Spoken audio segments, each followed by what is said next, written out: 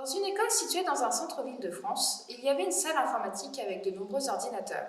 Un professeur de technologie, âgé d'une trentaine d'années, se retrouva seul après son cours et commença à jouer sur un des ordinateurs.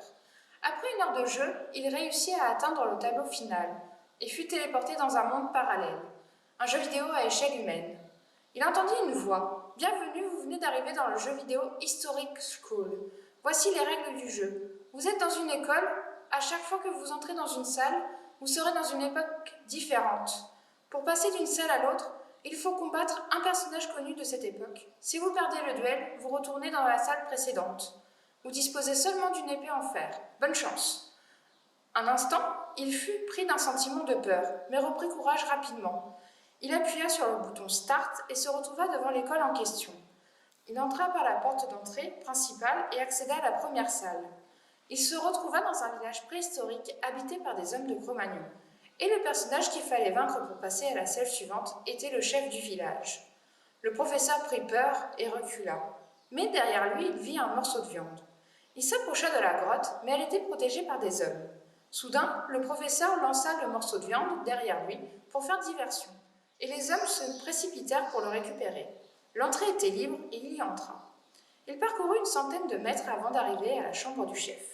Celui-ci était grand, bien plus musclé que le professeur, barbu et ne parlait pas sa langue. Il attendait le professeur avec une massue. Heureusement, il se souvint qu'il avait une épée. Alors il la brandit fièrement.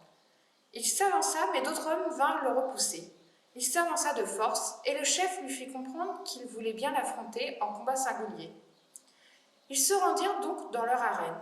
Ils engagèrent le combat et quelques minutes plus tard, le chef s'avoua vaincu. Le professeur avait gagné. Tous les habitants du village disparurent aussitôt et un boîtier tomba du ciel. Il appuya dessus et il se retrouva une nouvelle fois dans l'école. Des flèches étaient apparues afin de lui indiquer le chemin vers la deuxième salle. Le professeur entra dans un autre monde. Il faisait beau et il voyait des bâtiments de style dorique et ionique. Il était sûr d'être en Grèce antique. Soudain, il entendit une voix. « Votre mission est la suivante. Vous allez aider Thésée à tuer le Minotaure dans le labyrinthe. Si vous échouez, vous allez rester bloqué dans ce jeu pour toujours. » Dès que cette phrase fut finie, deux soldats arrivèrent et l'amenèrent devant le labyrinthe. Thésée était déjà là, avec une grosse épée qui faisait la taille d'un adulte. Le professeur était en sueur et désespéré. Thésée était calme, il ne parlait pas, mais souriait. Ils entrèrent dans le labyrinthe qui était sombre, froid et sale. Tout d'un coup, le cri du Minotaure leur fit mal aux oreilles. Ils suivirent ce cri et enfin le trouvèrent. Sa bouche était couverte de sang et il devait mesurer à peu près 2 mètres de hauteur. Le professeur voulait crier, mais Thésée avait couvert sa bouche. Il s'approcha du Minotaure et demanda au professeur d'attirer son attention. Effrayé, il ne voulait pas le faire, mais se souvint du message. « Vous allez rester bloqué dans ce jeu pour toujours. » Il se donna une claque sur la joue pour réagir, courut vers le Minotaure et cria. Le Minotaure se retourna vers le professeur et le poursuivit.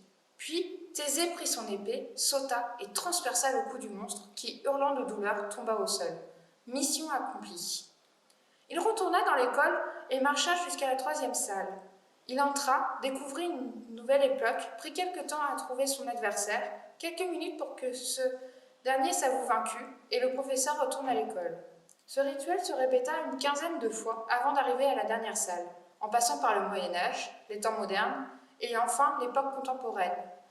Il avait croisé Romulus, Vercingétorix, Caésar et ses légionnaires, Clovis Ier, Charlemagne, Hugues Capet, Louis IX, Jeanne d'Arc, François Ier, les protestants, Henri IV et son cheval blanc, Louis XIV, Louis XVI, les révolutionnaires, Napoléon Bonaparte, le maréchal Pétain, le général de Gaulle, etc. Et il avait affronté certains de ceux-là. La dernière salle était le palais de l'Élysée. Sa mission n'était pas de se battre en duel avec quelqu'un, mais de faire disparaître le président de la République, sans que personne ne s'en rende compte. Par conséquent, le professeur réfléchit et réfléchit encore pour trouver un moyen de le surprendre et de le cacher. Un jour, le professeur le vit tout seul dans la chambre qui était ouverte. Il entra et « Dring ! Dring !» Le professeur sursauta. Il comprit rapidement. Tout cela n'était qu'un rêve. Il était en retard pour aller à l'école.